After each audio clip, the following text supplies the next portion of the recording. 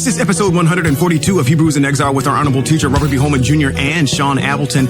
And we have reached the beginning of the new Hebraic calendar year. And in doing so, we are commanded by the Most High to observe the month of Aviv, which has a high set-apart day, Pesach, and the Festival of Matzah, or the Feast of Unleavened Bread. So in this podcast, we are going to explain how that is carried out in the land and how we are to carry out Pesach and the Feast of Matzah as exiles. So, Hebrews in Exile, you know what we do. Let's go! Everything right. Give me more power. Give me more love, yeah. This is Rabbi Robert B. Holman Jr. and Shawn Appleton. And this is Hebrews in Exile. You know, we want to apologize to you for not being on air last week. And there are going to be some times when we're not going to be on air.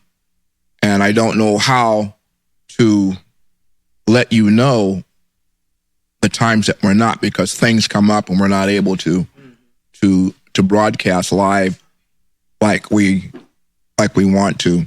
But the producer usually sends out a notice on YouTube, lets you know when we're going live and when we're not. So, you know, check your YouTube, check your feeds for that information each week when we get ready to start, whether or not we're going to be here or not. We've got things going on that just sometimes we just can't be here. And we want to be able to support everybody that's following us. And we do appreciate your following us and staying abreast with what we're trying to do to bring this information to you so that your lives with the Most High can be better. Absolutely. I think I heard in the back there that we do have some social media that maybe we can post some things on. So stay connected via the social media, via whatever we have. Facebook, I heard, so you can so we can stay on top of things, and we'll try to get things out a little bit earlier so you guys are aware. Okay, we are going to talk about.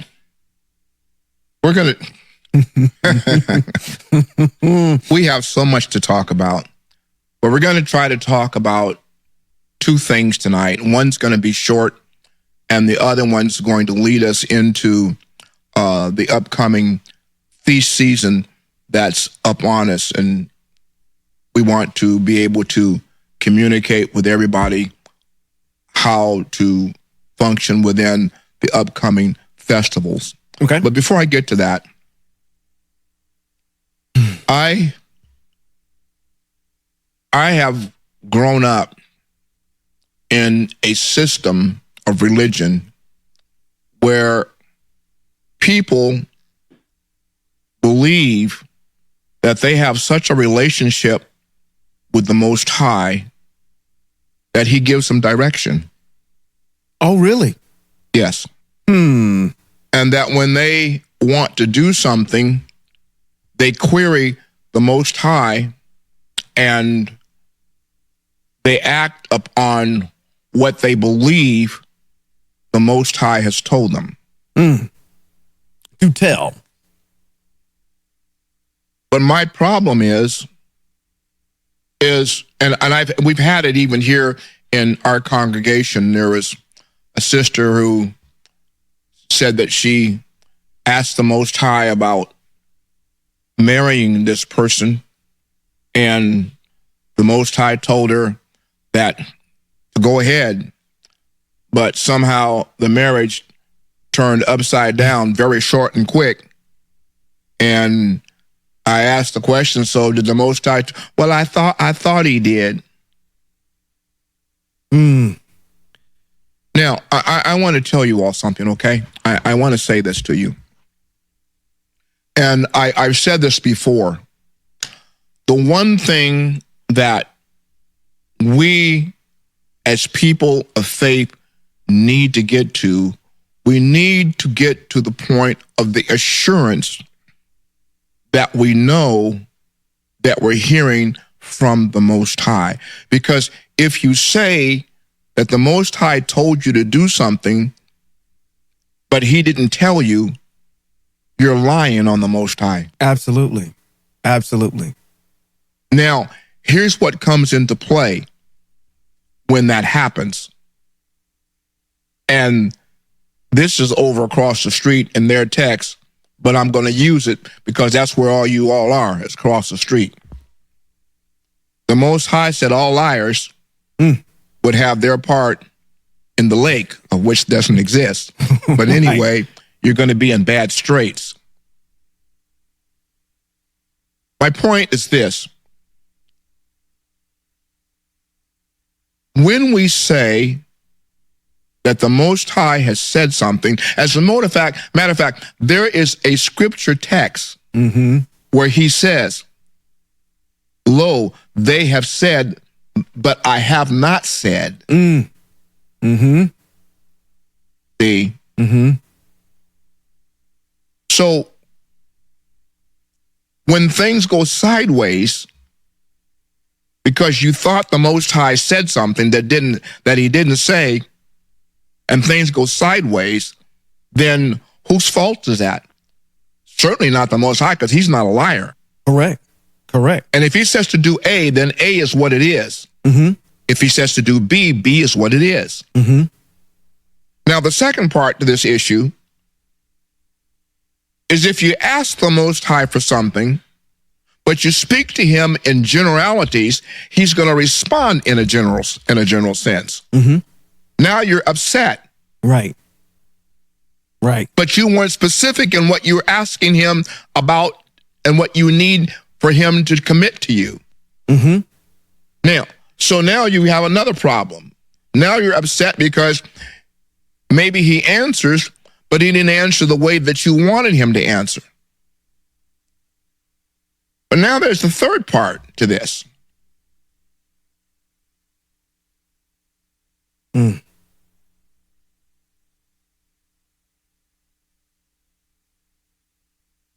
If you commit yourself to my ways. There he is. If you commit yourself to my ways, I will give you the desires of your heart. Now, the question becomes one, what's he talking about when he says, commit yourself to my ways?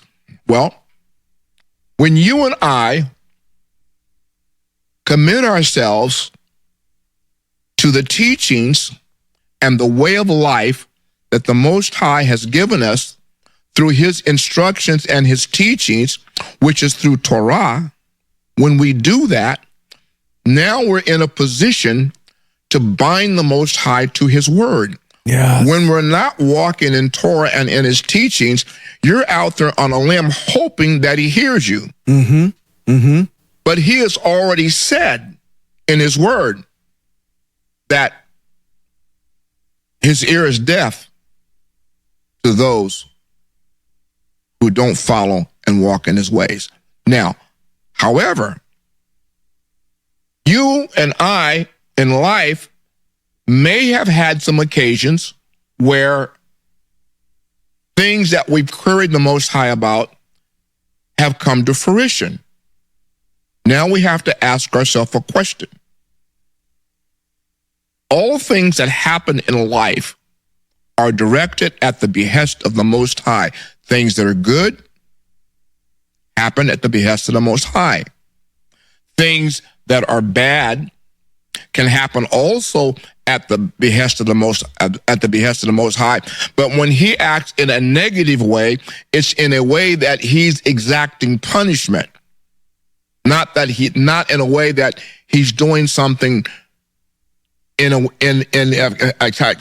to explain that in a way that may be I don't know. I can't explain that one the way I want to. The Most High allows bad things to happen to people who are hard-headed, stiff-necked, and rebellious. Such he has such as he has, and he's proven this in scripture texts down through the generations as it applies to Hebrew Israel. Absolutely. Without a question. And he talks about his fury rising up. Mm-hmm. So he becomes furious at disobedience over and over again. But my point in bringing this particular matter to the fore in discussion is that we have to be sure before you say the Most High said something, you have to be sure that he said it, and you have to be sure that he's directing, because if you act on it and you say he did and he didn't, you're lying on him. And then when it goes sideways, you will receive the repercussions of your own actions. Can I add something to this? Sure. As I'm listening to you speak, the resonation in my mind cognitively is always germane to the mitzvots. This individual or individuals that are saying that the Most High said, we first, just like when any conversation that we have with someone, for me, it was, you need to define who the Most High is for you. Right. So if you're calling out on this demigod and saying that is who the Most High is, then rightly so. He's wishy-washy all the time. He changes. The Lord. Yeah, from left to right. So you don't actually know what you're going to get with this individual in a mixed bag. And matter of fact, we have prophets that sit there and say, okay, maybe your God is on the potty. Maybe he went somewhere. Maybe he did this. Maybe he did that. So I'm of the opinion that you got exactly what you prayed for from an entity that has no power at all. So how do you expect? Because we as Hebrews know that, matter of fact, and I not use that word pejoratively. I learned that from you, because you said it's not a matter of thinking about something. I know it. Yes. Because I've spent time in text. I know how the Most High, Eye Asheye, acts. Yes. I know the way that he will function in this particular situation because I have experiential knowledge. Absolutely. With what he's done to his people and what I've experienced in my life. So therefore, it's not a matter of I think. It's a matter of saying, even with our ancestors, as we read in external books, we continue to keep calling on people like Yehudit. We learn how to pray. Yeah. And when we do that, we have to know the mitzvot in order to bind the Most High to a specific situation that says, this is how you delivered a people. You delivered our ancestors. So let's instantiate that right now in this particular prayer. My brother and I were talking this past weekend, and because he's a big fitness guy, he really likes all of the dietary laws. And we spend our time talking about the dietary laws. He says, it is really egregious for a person to sit there and have the audacity to pray over their food and ask the Most High to deliver all the infirmities from it, and then you gonna stuff your face with a bunch of pork and shrimp and everything else. Do you honestly believe that the Most High is listening to what you're saying? And this is the same thing that's happening in these particular situations that you got done talking about. What in the world is that marriage situation? You don't even know the laws on marriage. You don't even know what the wife is supposed to be, what a husband is. I'm already off on record because I'm triggered already. All these things, you have no idea how to function. And then you want to frame the Most High to say, you need to do this for me. I'm not doing jack squat for you because you decided that you wanted to abandon what I said. So you're off and running on your own. So you got exactly whoever you praying to, whoever you get down on your knees and doing a whole bunch of to whenever you do it in your war room, in your closet, wherever the flip you doing it, just know that if that God doesn't answer you and he's wishy-washy, you can just go look at his track history because it's all over the place. Well, sorry, I went off on a tangent on that. The reason, because we were having a conversation about this offline, And the more and more we spend time talking about it, I realize why I'm so triggered. And it's not because of the fact of these folk. It's the fact that the disrespect that people have for the Most High. We just released a podcast that just came out about the importance of the name of the Most High. People have no reverence and no respect. So they think that the Most High is like the United States government. We can just vote in whatever we want. And the Most High is supposed to just give it back to us.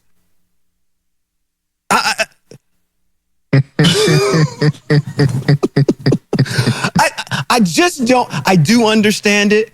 And it's just one of these things where we keep bringing these things up to say, hey, listen, you know what? Really don't put us in that same bag. Your God or whatever you calling on ain't the same. No, I mean, you know, and that's the issue. You know, as I talk to people, I only want to spend a few more minutes on this. Oh, man. As I talk to people who will listen, I entreat them with the right perspective of prayer. And my question is, who are you praying to? Well, God, no. I said, there's the problem. The problem is you're praying to God in an arena where there are a plethora of gods. The absolute all-existent one who is supreme, opulent, omniscient, knows all, and sees all, is the Father of all. But like your Father has a name, he has a name. Wouldn't it be nice to speak to him directly and leave that other bastard out of the conversation? Right. And because even if he is, he's a bastard child. It's exactly right. Exactly. So if I want to talk to my Father, I should be able to talk to my Father and call my Father by his name. He has a name. And as I talk to people, I tell them, your Father has a name. Doesn't it seem practical that the Most High would have a name? Absolutely. And let's deal with the idea that Israel is his son. That guy over there is not his son. The Most High knows who his son is, and he tells us in Exodus 4:22, Israel is my firstborn son. Right. So the son knows the Father. The Father knows the Son. The Son has known the Father's name from the beginning. My daddy's name is Yahweh. Yahuwah, Yahweh. If you want to drop off the vowels, that's okay. He'll accept that. But you can't put him in the collective pot and expect for him to acknowledge you when you won't even correctly acknowledge him. Yeah, exactly. And there is a text I was looking for. I taught it a few weeks ago, and I forgot where it is. It's in Isaiah, somewhere between 51, maybe it's back, but anyway, I can't find it right now, where he talks about how we have polluted his name, you know, and what have you. So I just wanted to talk about that briefly to let you know, don't proclaim something that the Most High has said or directed you to do if you're not positive of the voice that you're listening to. Because when it goes sideways, it's not the Father's fault. It's your fault because you believe something that you wanted to believe that wasn't directed by him. Yeah. Now, With that all out the way, and you back down? You back down with me now? No, I still got my fire going. It's burning, but I'm off of that. I'm off of that. I'm good. I'm good. All right. We have coming up in a very few weeks. As a matter of fact, give me the date. Actually, it is this weekend is going to be the beginning of our new year, but it's the 29th of this month, of the month of March. Will earmark Pesach, and the 15th of the first month, on the 15th day, which is the 30th of March, will begin the Feast of Matzah, which is a high holy day, convocation, first day of a convocation that will last, well, at least the first day of a convocation. Yeah, you have another one at the end of it. 7 days. So 7 days, yes. I'm going to let you talk about this. So I'm going to talk about it briefly, and I'm going to let you do the overview. In Leviticus chapter number 23, it tells us that we are supposed to sakar. The word sakar is, in the Hebrew, is the word for remember. Mm-hmm. So let's go to Leviticus chapter 23, and let's look at something. Yahweh said to Moshe, "Tell the people of Israel the designated times of Yahweh which you are to proclaim as holy convocations are my designated times. Work is to be done on 6 days, but the seventh day is a Shabbat of complete rest, a set-apart convocation. You are not to do any kind of work. It is a Shabbat for Yahweh, even in your homes." Mm-hmm. So now that establishes for us the aspect that every seventh day there is a Shabbat or a Sabbath day and a day of rest. Correct. Now he says in verse 4, these are the designated times, the set-apart convocations are to proclaim at their designated times. Mm-hmm. In the first month, on the 14th day of the month, between sundown and complete darkness, comes Pesach for Yahweh. Yes. That's the first one. That's coming up on the 29th, you said? The 29th, yes. On the 29th of this month. Of March, That yes. will be within the first month. Now, you have to realize that months, seasons, and times are different within the Hebraic calendar than the Gregorian calendar. Yes. January is the first month of the year on the Gregorian calendar for those that are Eurocentric. The Most High has a calendar. Yes.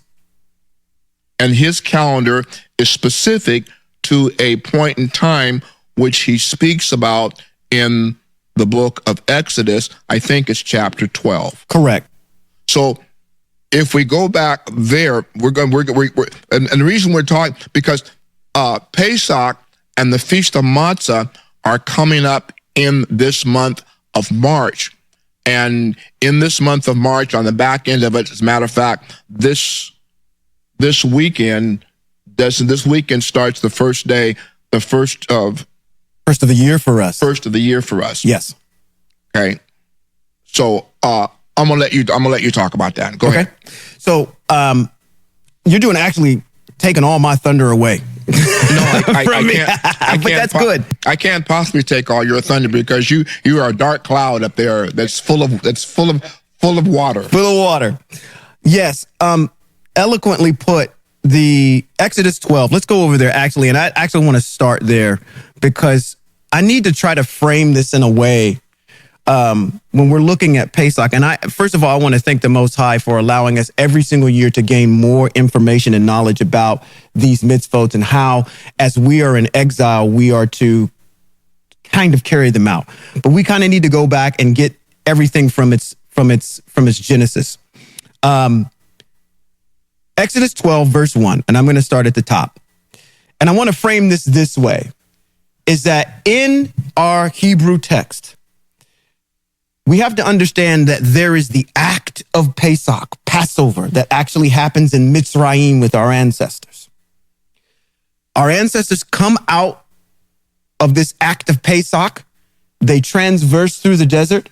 And while they're in the desert, we have Leviticus number 23, which explains to us when we're supposed to observe Pesach.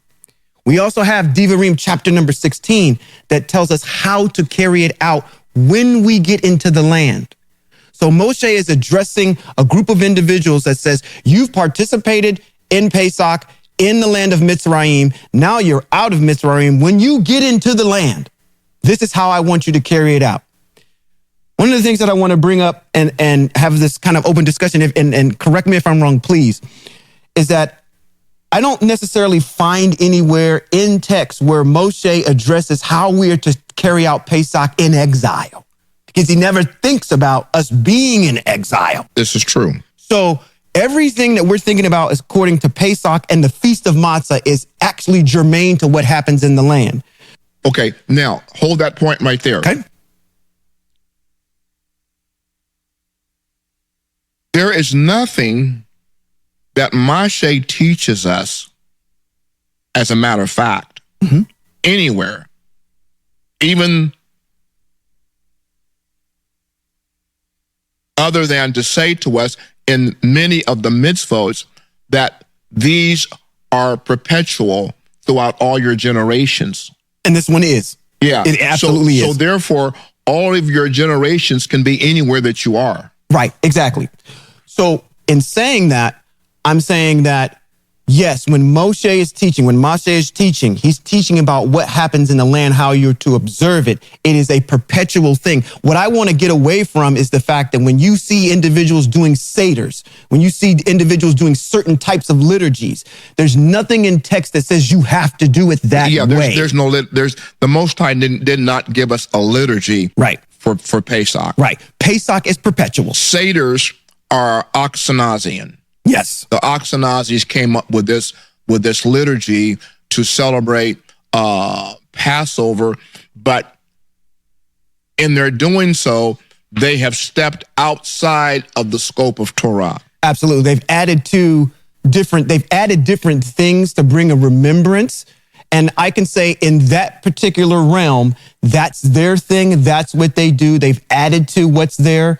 If we're going to go strictly on what's text, we're going to go through exactly what Moshe ordered our ancestors to do, and we should try to mimic that because we're practicing. Exactly, that's the point I want to get to. We're practicing outside of in exile. Yes, but this is preparing us. We should actually do more of what was mandated for us to do in the land. So when we get back there, it's going to be automatic for us because we're practicing it now. Now, and with that being the case, the Ashkenazi Seder is a big communal celebration of Pesach where they gather together in a communal place and they celebrate this.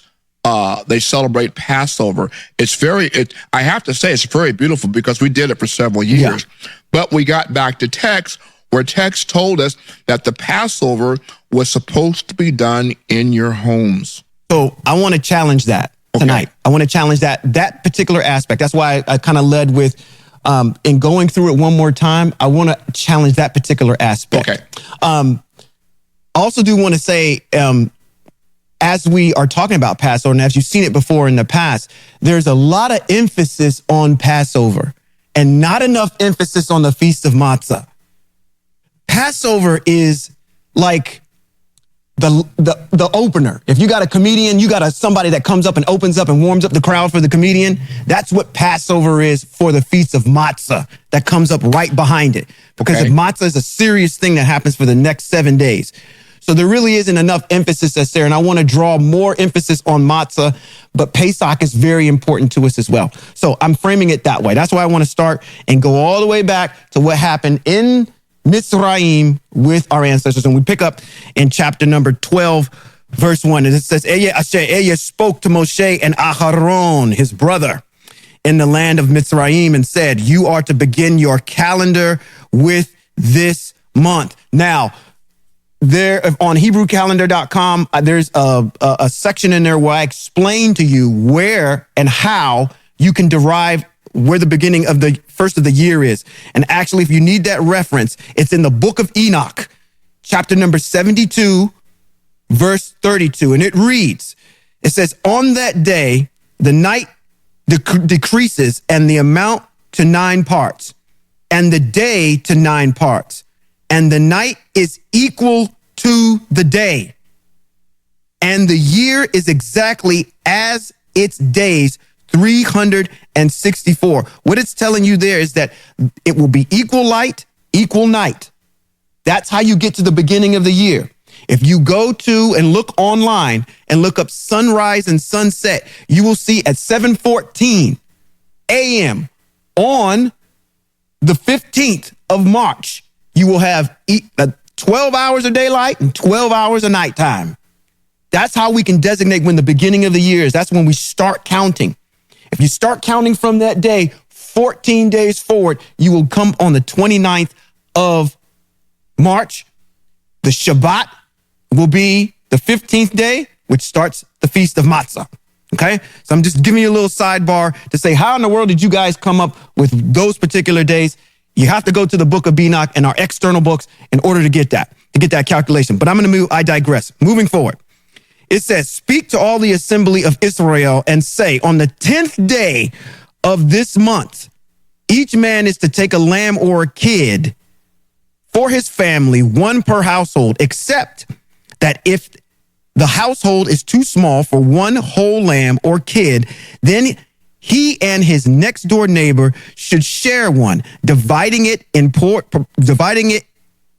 proportion to the number of people eating it. Your animal must be without defect, a male in its first year, and you may choose it from either the sheep or the goats. Verse 6, you are to keep it until when? The 14th day of the month.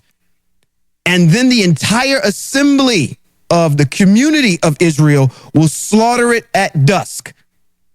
They are to take some of the blood and smear it on the 2 sides and top of the door frame at the entrance of the house in which they are to eat it. That night, they are to eat the meat roasted in fire. They are not to eat it with matzah. They are to eat it with matzah and mayor. Excuse me. Don't eat it raw or boiled, but roasted in the fire with its head and its lower parts of it, legs and its inner organs. Let nothing of it remain until morning. If any of it does remain, burn it up completely. Here we go. Here is how you are to eat it: with your belt fastened, your shoes on your feet, and your staff in your hand. And you are to eat it hurriedly. It is Asher Eyes, or Yahweh's Pesach, or Passover. For that night I will pass through the land of Mitzrayim and kill all the firstborn in the land of Mitzrayim, both men and animals. And I will execute judgment against all the gods of its Mitzrayim. I am signed Yahweh. The blood will serve you as a sign marking the houses where you are. When I see the blood, I will pass over you. When I strike the land of Mitzrayim, the death blow will not strike you. This will be a day for you to zakar, remember, and what? Celebrate as a festival to Yahweh. From generation to generation, you are to celebrate it as a perpetual regulation for you Hosea 12 folk. So, perpetual regulation throughout all your generations. That establishes that this is supposed to be remembered. Now, when are we supposed to remember it? Let's go over to where you just quoted, Leviticus or Vayikra chapter number 23. Now, before we get there, yes, sir. I want you to notice something here, okay? He says that this lamb needs to be without defect. Are not to eat it raw or boiled, but roasted in fire. So that tells me that our people were having a barbecue. They were having a barbecue. Yes, they were. they were. Okay. Now, there's another problem that we have here to demonstrate that what we're doing in this exile, when we have lamb on Pesach, that we're practicing. The issue is we have no idea. When we go to Costco, Raley's, Safeways, or wherever it is you buy lamb, even if you go to the challah meat, yeah. Challah meat, we have, well, theirs is kosher. But we have no idea whether this meat has been properly koshered. We have no idea whether it has had defects or whatever. Right. So we're practicing. Exactly. And we should invoke that mitzvot to say we don't know and we understand the mitzvot Most High as we're remembering. We're bringing up all these mitzvot as we're going through and understanding it, because we're saying we reverence the Most High and what you said, but we know we're in exile. Yes. So we're doing the best that we can to try to stick to what we have. Right, and it's practice. Remember, it's practice.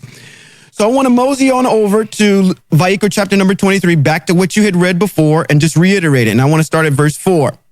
And it says, "These are the designated times of Yahweh, the holy convocations you are to proclaim at their designated times."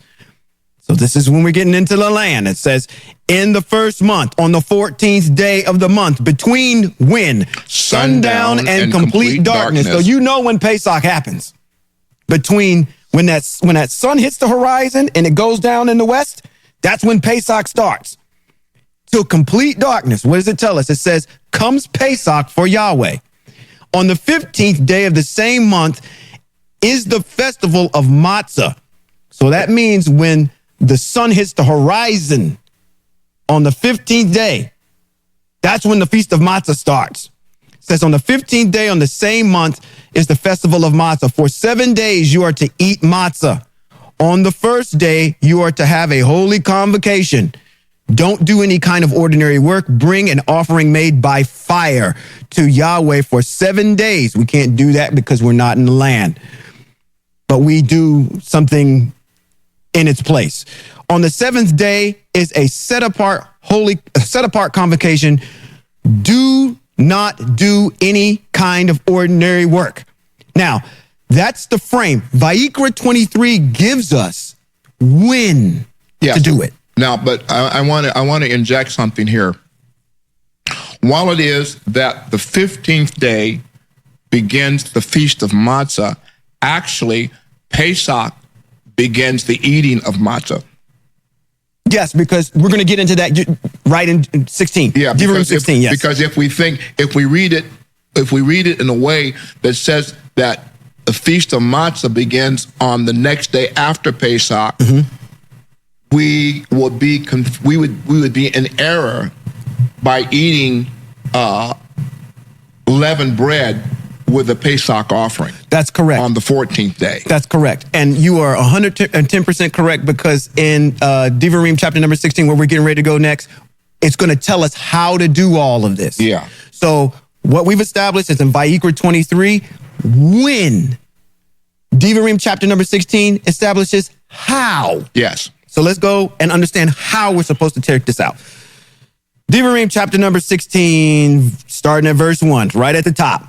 It says, "Observe the month of Aviv." I wonder when that is. That is the springtime. In English, that's the first month.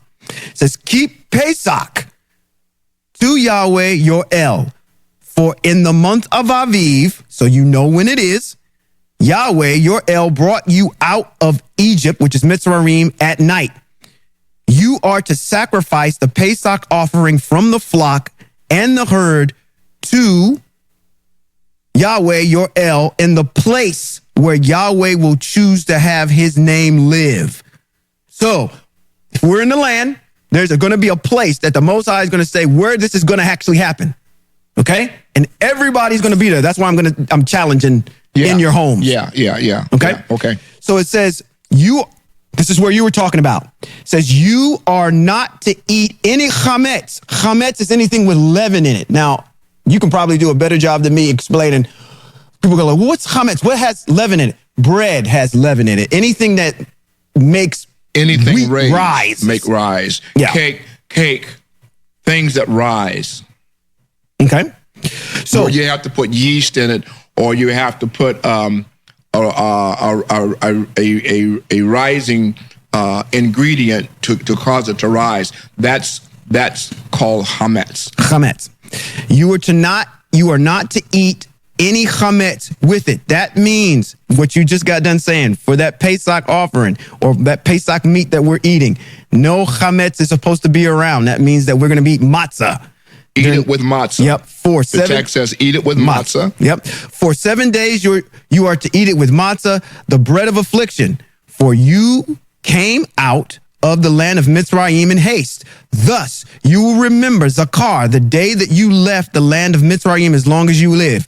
No leaven is to be seen with you anywhere in your territory for 7 days. Now, this is getting into matzah. This is where that whole entire issue of go in your house and get all the stuff that has leaven out and get it out of your house. If we were in the land, matzah can't be in the territory. Right. Get it out, completely out. Right. Okay? So, none of the meat. Now, this is what I want to also bring up too, because this is another understanding that I have. None of the meat from your sacrifice on the first day in the evening is to remain all night until morning. You may not sacrifice the Pesach offering in just any of the towns that Yahweh, your El, is giving you, but at the place where Yahweh, your El, has chosen to have his name live. There is where you are to sacrifice the Pesach offering. In the evening, when the sun sets at the time of the year that you came out of Mitzrayim, you are to roast it and eat it in the place that Yahweh, your El, will choose. In the morning, you will return and go to your tents. That means that we're all together when this happens. And then in the morning, we go back to our tent. For 6 days, you are to eat matzah. On the 7th day, there is to be a festive assembly for Yahweh, your El. Do not do any kind of work. So this is what I'm basically saying here, is that that's what happens in the land. What are we going to do in exile? So technically, we could say if we're going to mimic what happens, we need to meet for Pesach from the evening and make sure whatever we bring for Pesach, we have two components there. One, matzah, and we need to have that lamb there. We're going to have a festive occasion and we're going to eat it. We're going to make sure whatever we bring in here is gone before the sun rises the next morning.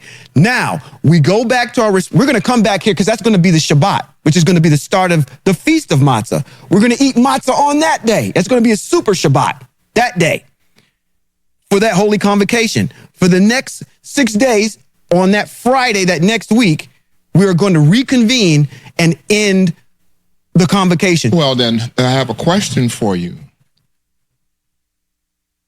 Based upon text, the Ashkenazis were not wrong. They weren't wrong by doing a Pesach Seder. Yes. Right. Assembling. Yes. But again, if they're going to draw in other things, I'm not crucifying the Ashkenazis right now. I'm just saying they're bringing in other elements that for remembrance. Yes. But there's some things that are in there that just don't need to be in there. Like that egg doesn't need to be in there that had in there. They're adding other stuff in there that doesn't need to be. Right. And I'm saying for us, if we're going to stick to and be purists, yes, we meet, eat, have the matzah. That's it. Convocate, go back to your respective homes. When you come back to Pesach, the next day, we're going to have another holy convocation. Have a holy convocation. And open up the Feast of Matzah for 7 days. For 7 days. And then if I'm reading... You better help your rabbi. And then if I read this correctly, you're supposed to have meat the whole entire time during the Feast of Matzah. Now, you know what?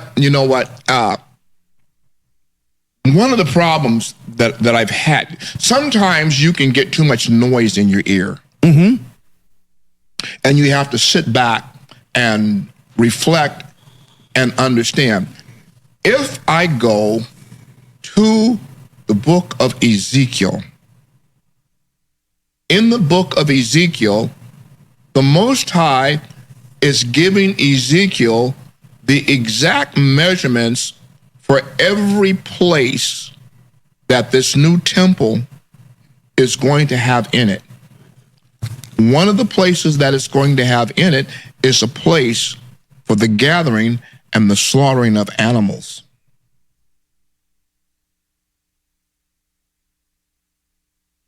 It is in text that Israel, and this is the reason why the house is so important to Hebrew Israel, Jerusalem, because the gathering is in Jerusalem.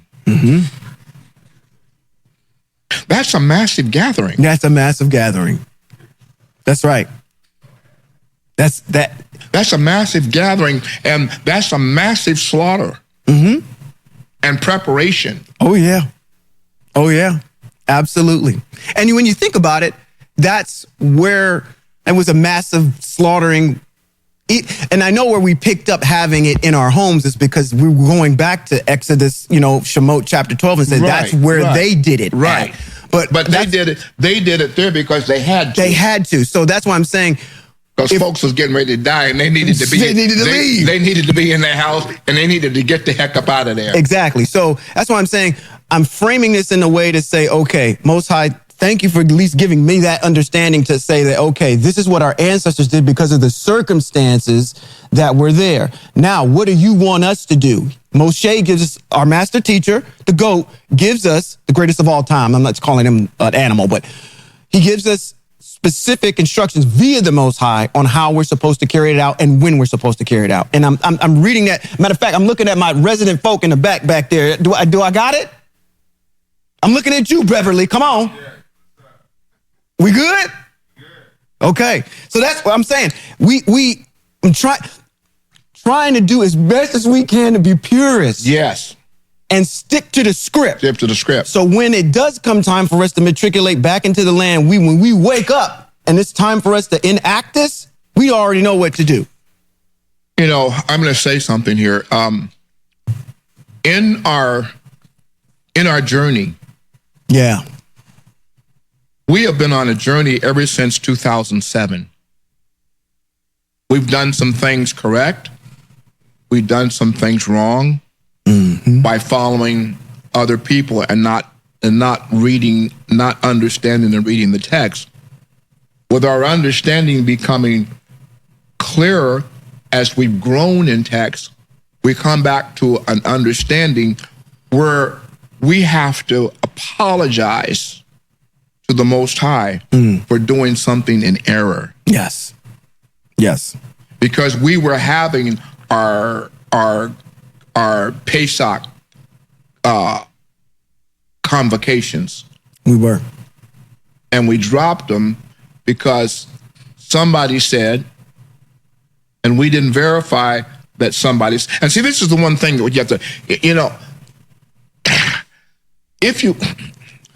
people will get you off. People will get you off if you're not paying attention. And that's my fault as a leader of not paying attention. I should have been paying attention because I'd always said that the argument for a lot of what was going on when there were some people in our congregation that were having a problem with it who really didn't want to do that, the text said, in the place where my name is. Well, that's Jerusalem. However, we have a house where we know, and I pose this position, we have a house where I know that every time we gather in this house, the Most High gathers here with us. Absolutely. Now, his name may not be here, but his spirit and his presence in, and you know what? And this is not something that we suppose, this is something we know. Absolutely, without a doubt. And we should have never left this house on a Pesach gathering. Yep. All of them. The major ones that we have, we are assembled together. That's great. So that means that we've got to get our crew up to speed for the upcoming Pesach, so we can once again have a wonderful gathering Pesach here as a communal people in this house where the Most High meets us. And I'm not going to say his name is not here, because his spirit is here. And if his spirit is here, his spirit is with his name. But we know that Jerusalem is the land. Absolutely. But we're out of the land and we're dispersed to where we are, but his presence is with us. And we know that. Yeah, absolutely. Absolutely. Thank you. I thank the Most High, because thank you for the Most High just brings me correction when I just need to have it from different sources that I need to have it, mainly you. I am a student. You are my mentor, and I'm looking for like I said, I'm looking back there at Yeshai, and I'm looking at all of you all to. I'm not trying to. Elevate anything. It's trying to get it right. No. We're in text. Yeah. We're in text. So you know what? I'm going to tell you something. The people are going to be happy. The people of this community are going to be happy, just like we're going to be happy when we are reassembled and gathered back into the land. The Most High said, and you, Jerusalem, will be leaping with joy and rejoicing in song and gathering, seeing that your daughters and your people are returning to you. It's such a beautiful thing, because we have purpose behind what we're doing, because it's ordered by the Most High. And I'm going to throw them under a bus. I'm going to throw them under a bus. This ain't some fertility god style type, all this mess that's getting ready to happen out here, outside of these four walls. We have text that puts us exactly germane where the Most High wants to be. We don't have to. You can't call Easter Passover. Easter is not Passover. Correct. And if it's celebrated on the wrong day, it definitely is not Passover. Right. It's Passover. Pesach has nothing to do with the resurrection of anything dead. Right. It has nothing to do with anything dead. So if you're celebrating Passover and Jesus Christ rising from the dead at sunrise, and we're going to sunrise meeting, this text that we're reading here has, watch your mouth, Robert. Jack has absolutely nothing to do with that. Absolutely, unequivocally, nothing to do with that. That is idolatrous. That is idol worship. Absolutely. Text, we have read from text what Passover or Pesach is all about, when it's supposed to happen, how it's supposed to happen, and how it's supposed to be carried out. And it ain't got nothing to do with Easter bunnies. It ain't got nothing to do with Easter eggs. It ain't got nothing to do with bonnets. It ain't got nothing.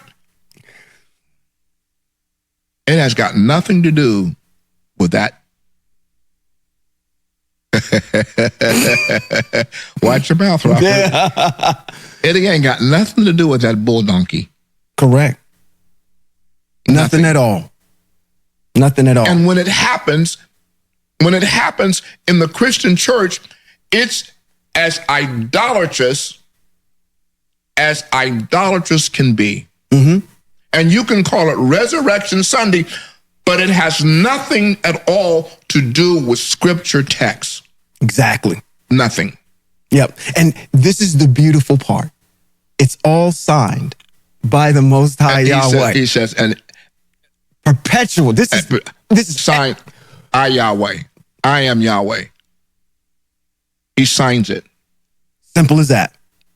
Beautiful. So, our congregation is going to be happy to hear that we are once again going to gather as a congregation.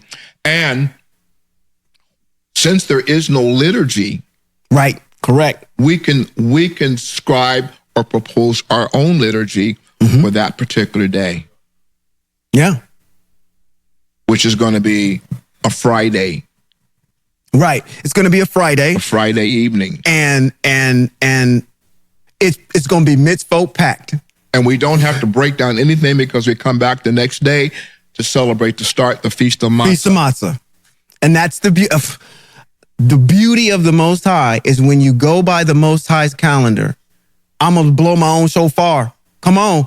The Most High has it in a way where all of these festivals fall that makes it convenient because you're already here. You're already here. They all fall on Shabbat. They all fall on a Shabbat. Now, you'll notice that the Ashkenazi calendar will not have Passover falling on the same day, more than likely. Right. Because we were celebrating it all different times of the week. Right. It'd be in the middle of the week. It'd be in. And that's the only thing I would say about them. But they were right in holding the convocation, the communal gathering. They were right in doing that. Yes. Well, there you have it. So, yeah. Ambassador Shawn Appleton has done an excellent job in explaining something that straightens out a matter even for this congregation. Now, there's probably a question that you have. Well, if we do not have a congregation to gather with, good. Yeah. How are we supposed to do this? Okay. Well, the day and time and the remembrance is still supposed to be carried out. Correct. And I would say to you, if you're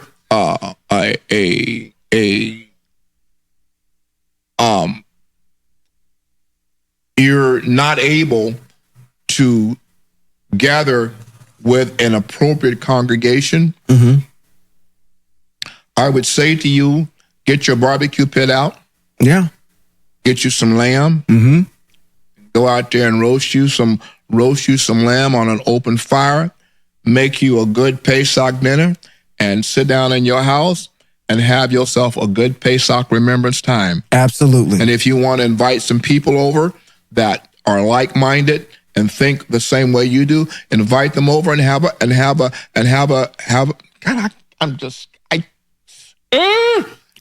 wonderful evening of fellowship and eating. Yeah, absolutely. And then the next day, have those same people come and gather as a holy convocation with you and start the Feast of Matzah. Absolutely. That's what you can do if you're there and you're alone. Yeah. And again, reiterating, we are in exile. We're in exile. This is practice. And we're practicing. This is, when we get in the land, it's going to be a different story.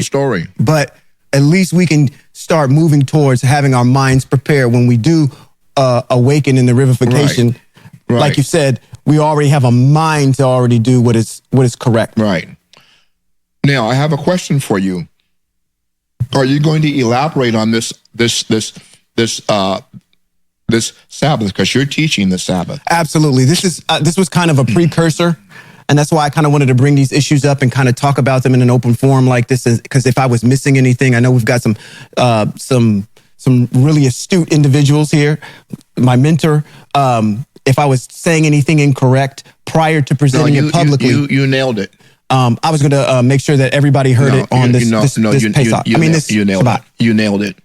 And we're going to reiterate this in our Sabbath teaching this week on our Shabbat. So if you tune into Yahweh's Exile Empire for our Sabbath teaching, you will hear this conversation come up again by Ambassador Appleton. That's because he's the teacher for this month.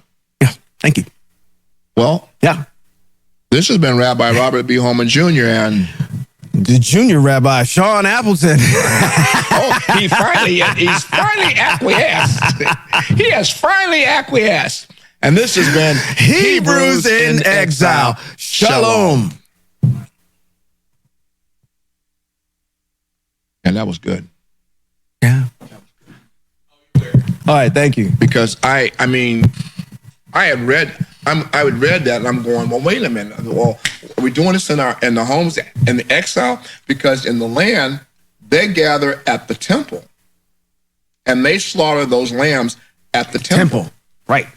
And but do you realize? Come on. I don't know how that, I'm trying to fathom in my mind. How that's even going to be feasible. To have that many people in and around the temple slaughtering lamb and roasting lamb. That's something we got to wait to see. We got to wait to see. Do you,